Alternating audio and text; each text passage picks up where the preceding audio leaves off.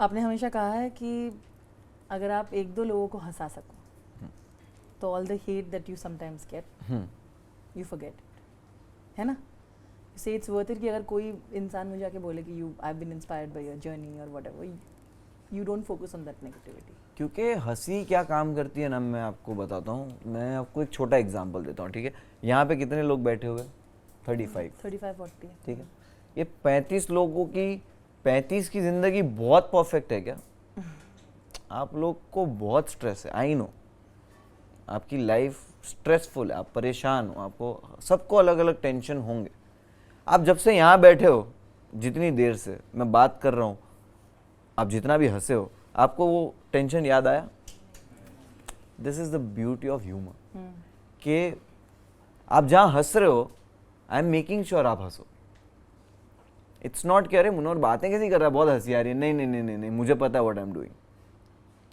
तो ये है ब्यूटी स्टोरी टेलिंग का, ये है ब्यूटी आपके आर्ट फॉर्म का, कि जब मैं बात कर रहा हूँ आप सुनना चाहते हो और आप खुश हो ना, तो आप अपने वो टेंशन भूल के आते हो. तो हंसी और स्टैंड अप कॉमेडी इसी बारे में कि you come watch us for 2 hours. जैसे एंटरटेनमेंट है, फिल्म है, हम कहते हैं ना कि यार फिल्म हमारी देखने आओ, ये वो थोड़ी बोलते हैं कि भाई जो लोग अमीर हो, अच्छे खासे मूड में हो, वही पिक्चर देखना आना.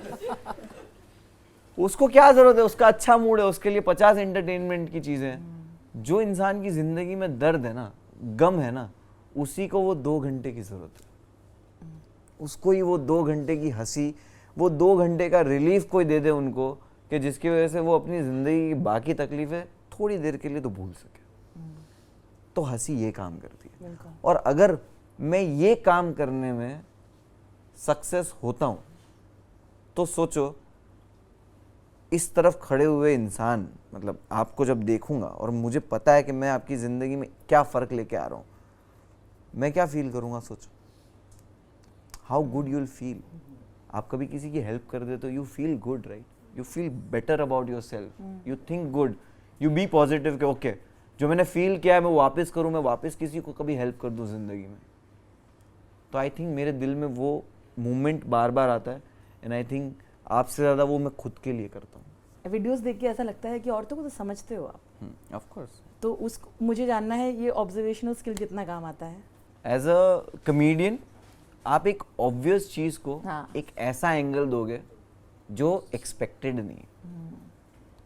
तो आप जब ऑडियंस को डिसएग्री करोगे कि अरे नहीं, फिर आप उसको एक नया पर्सपेक्टिव दे के कन्विंस करोगे, वो है लाफ्टर. वहाँ पे लाफ्टर. तो बिकॉज ऑफ द कॉमेडी, ये आप एक चीज़ है, आपको शायर से प्रॉब्लम नहीं है, आपको शायरों से प्रॉब्लम नहीं, बट आपने एक ऑब्जर्व किया है कि शायर की शायरी जो होती है वो तो दिल को छू जाती है, बट उस शायरी में कोई एक तो बदनाम हो रही है. कोई एक है, हजारों लोगों को पसंद आ रही है, लेकिन एक जो है वो बदनाम हो रही है. तो आई थिंक वो ऑब्जर्वेशन पे, वो पर्सपेक्टिव जब खुलता है आपका, तब आप लिखते हो कि ओके नाउ मैं इस पर्सपेक्टिव पे लिखूंगा. इसी बात पे मुझे याद आया कि आप डिस्क्लेमर करते थे. यस. हाँ, अब तो वो काफ़ी नहीं आता है. उस टाइम पे मैं, मुझे लगता था तभी भी फनी था. हाँ, कोविड में. और मुझे लगता है कि आप कह रहे थे ना, पता नहीं आपके रोस्टिंग में शायद उस समय पे थोड़ा हार्श होता होगा, पर मुझे लगता है अभी भी आप बहुत बेखूबी से रोस्ट करते हो, and I don't think it's that offensive. वो भी एक कला है. There is an expectation. आपके फैंस भी काफ़ी बोलते होंगे कि वो अगर वो क्या वो फॉर्मेट ला सकते हैं वापस, मुनावर. हाँ, मुझे कहते हैं कि भाई वो डिस्क्लेमर वीडियोस लाओ. Disclaimer, it was like a very good concept. It was roasting, but अपने आप में वो एक मैसेज होता था उसमें. रोस्टिंग के साथ साथ एक मैसेज होता था, और हर वीडियोस में शायद 5-6 हमने बनाए, बट उसके बाद हमने नहीं बनाए. और मैंने जैसे कहा कि जब आपने इंटरनेट की बात करी, तो मैंने कहा ना कि सब बदलता है, वक्त बदलता है, चीज़ें बदलनी पड़ती है ना. तो आई थिंक जो चीज़ वर्क कर रही हो तब उसको छोड़ना बहुत मुश्किल होता है. जब नहीं चलती तब तो इंसान छोड़ ही देता है, और चीज़ें वर्क कर रही थी तब मैंने छोड़ा और डिसाइड किया कुछ और करना आपके लिए. तो आई थिंक वो मेरा चुल है कि आपको मैं फर्स्ट कॉपी से अभी करूँगा एंटरटेन. ओके. मतलब आपका एक you have a dark humour which we love. I mean sarcasm use करना. बस आपको पसंद है तो ठीक है. वी बोला वी. अभी कहीं भी कुछ लफड़ा हुआ, मैं बोला रुद्रानी को तो बहुत अच्छा लगता है. कोई नहीं, वादा करती हूँ मैं वापस वहाँ पे एक एक्सपेक्ट डालूंगी कि हाँ मुझे पसंद है. नहीं बिल्कुल. मैं I have a spine, don't worry. Munawar. मैं मजाक कर But रहा I हूँ, will stand with you. That's so sweet. But on that note, है ना, I think dark humor. पर मेरा सवाल थोड़ा intense था. Does it help to deal with what you've been through in life, dealing with loss? Does the dark humor help? क्या वो, क्योंकि बहुत वो डिफेंस मैकेनिज्म की तरह भी लोग यूज करते हैं उसको, है ना? मेरे लिए डिफेंस नहीं बोलेंगे, मैं उसको बहुत क्लियरली डार्क ह्यूमर आप कहो या जो भी कहो, कि आप, मैं इससे पहले भी एक बार मैंने बोला था कि यार आप जब किसी को गिरता हुआ देखते हो, मतलब बचपन में आपके पास ह्यूमर नहीं होता है. आप 5 साल की एज में अगर हो, 5 या 4 साल के बच्चे हो आप, और आप देखोगे एक दूसरा बच्चा आपके सामने गिर गया, तो आप थोड़ी बोलोगे अरे बाप रे इसको क्या हो गया, प्लीज कॉल द एम्बुलेंस. आप हंसोगे ना, गिर गया. अब उसका तो नाक टूट गया है और ये हंस रहा है, कितना बदतमीज बच्चा है. वो इसकी नाक टूटने पे नहीं हंस रहा है, वो उसकी गिरने पे हंस रहा है, राइट. तो आप जब किसी के गिरने पे, नाक टूटने पे भी हंस सकते हो, तो इसी तरह आपके लिए वर्क करता है कि हंसी तो किसी की इंसल्ट पे ही आती है, हंसी तो किसी को गिरता हुआ देख के आती है. आप फनी वीडियोस देखते हो, पता है, बॉल लग जाता है किसी को, गिर जाता है, बहुत व्यूज होते हैं. तो फनी वीडियोस, बट उसको तो लगाया बॉल सही में, और जहाँ नहीं लगना चाहिए वहां लगाया बॉल सर पे.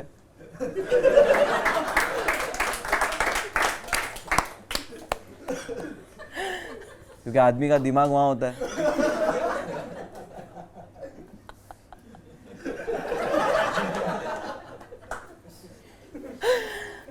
बिल्कुल.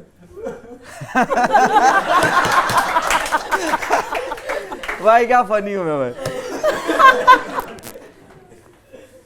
तो हमें हंसी जब इन सब चीजों पे आती है, तो आप ये भी समझ सकते हो कि आप अपनी प्रॉब्लम्स पे भी हंस सकते हो. आप जब किसी की प्रॉब्लम पे हंस सकते हो, आप अपनी प्रॉब्लम पे भी हंस सकते हो. और आपकी प्रॉब्लम पे आप परेशान होकर बैठकर ना उसको चेंज नहीं कर रहे हो, बट एटलीस्ट उस पर हंस के उसको भूल सकते हो. उसकी इंटेंसिटी, उसकी तकलीफ को थोड़ा कम तो कर ही सकते हो. डॉक्टर कोई बीमारी का, हर बीमारी का डॉक्टर इलाज थोड़ी देता है. कितनी बीमारियों में डॉक्टर बोलता है टेंशन मत लिया करो, सारी गैस हो रही है तो बोले टेंशन मत लो. भाई गैस हो रही है तो टेंशन क्यों ना ले.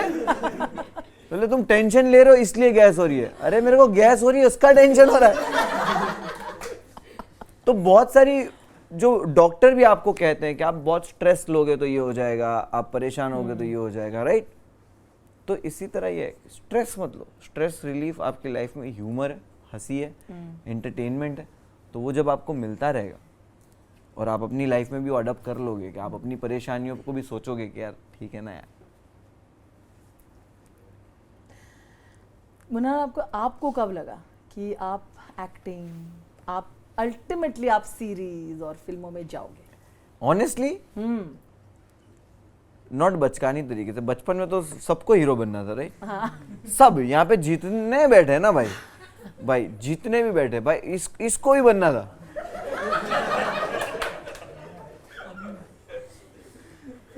सोचो इसको अगर बनना था तो मेरे को तो बनना ही था. तो हीरो आई थिंक अल्टीमेटली बचपन में यहाँ पे हम सबको हीरो बनना था, हमको लगता ही था. तो वो वाली ख्वाहिश जो होती है कि हीरो हूँ मैं, मुझे बनना नहीं है, मैं नहीं जा रहा ऑडिशन देने, बट मैं हीरो हूँ, वो वाली फीलिंग थी. बट मैं बोलूँगा ये जब फर्स्ट कॉपी के पहले भी ना मुझे बहुत सारे रोल ऑफर होते थे, बहुत सारी फिल्में आ चुकी जिसमें मैं देखता हूँ मेरा रोल और मैं बोलता हूँ अच्छा हुआ नहीं किया भाई. कौन सी मुनावर बता दीजिए अब. बहुत सारी फिल्म्स हैं, जैसे कि आई थिंक भूत पुलिस आई थी कैटरीना, हाँ, वो, फिर आलिया भट्ट की डार्लिंग्स, विजय वर्मा, आलिया भट्ट, डार्लिंग्स, और भी 2-3 पिक्चर मेरे को अभी नाम याद नहीं आ रहा है, कि उनके लिए ऑडिशन दे रहे थे. मतलब वो सीरीज में एक छोटा सा कहीं दूर ऐसा रोल रहता था उसके ऑडिशन थे. मतलब इसमें एक रोल था जिसमें मैं मर चुका हूँ और मैं 1-2 मिनट के लिए आ रहा हूँ, वैसा था. और फिर एक दूसरी फिल्म में मैं मेडिकल पे बैठा हुआ हूँ. मेडिकल पे बैठा हुआ और वो दवाई लेने आ रहा है और उसको बोलता अच्छा ये वाली भाई, ये वाली दे इसको जरा। ये मेरा ऑडिशन था, तो ये किया था। तो ये ऐसा ऐसा आता था, तो ऐसा मन करता था कि अरे भाई ठीक है, कुछ भी हो मैं कर लूँगा। बट मैंने वो जो रोल देख के जो वो किया कि अच्छा हुआ नहीं किया, तो मैंने नहीं किया था, उन्होंने मुझे सिलेक्ट नहीं किया था। मैंने रिजेक्ट नहीं किया था, मैंने कोई भी काम रिजेक्ट नहीं किया था। मुझे जो जो उन्होंने दिया और फिर उन्होंने ही नहीं दिया। और मेरी जगह पे मैंने जिसको देखा वो बेटर एक्टर को देखा कि ओके अच्छा इसको क्यों लिया होगा, क्योंकि इसने ऑडिशन में फाड़ दिया रहेगा। इसने ऑडिशन बढ़िया दिया रहेगा। ऑडिशन देना भी आता नहीं कैसा देना चाहिए, वो जो लिख के देते वो सेम कर देते। अब बाकी लोग तो पता है क्या करते, इम्प्रोवाइजेशन अपने से वहाँ नहीं होएगा। तो मैं ऐसे कोशिश तो करते रहता था कि कहीं से कोई आए, मैं कभी खुद से नहीं जाता था, बिकॉज मुझे नहीं पता था कि मैं रेडी भी हूँ क्या खुद से जाने के लिए, राइट।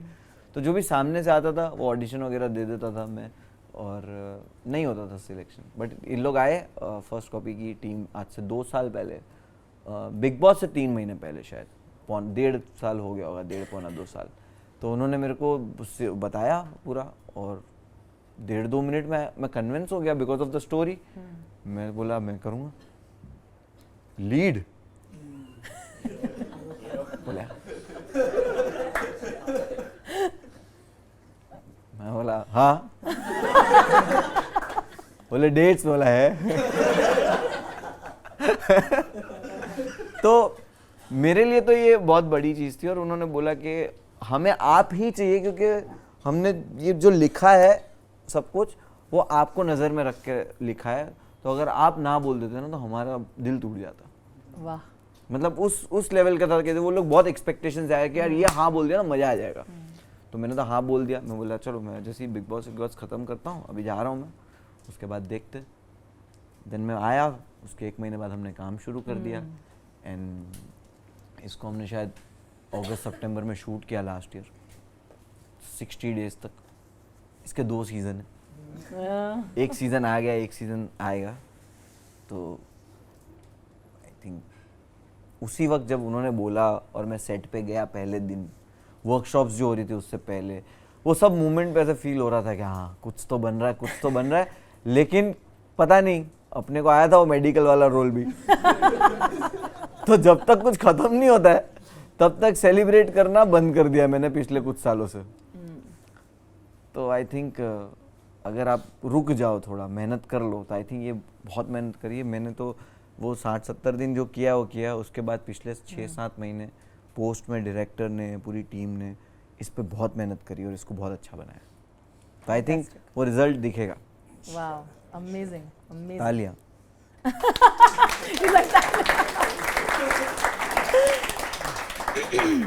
अब वो तालियां मैंने जो बोला वो कट जाएगा। तो वो फील वो ये होगा कि वो प्रोडक्शन पे ताली बजी। हाँ।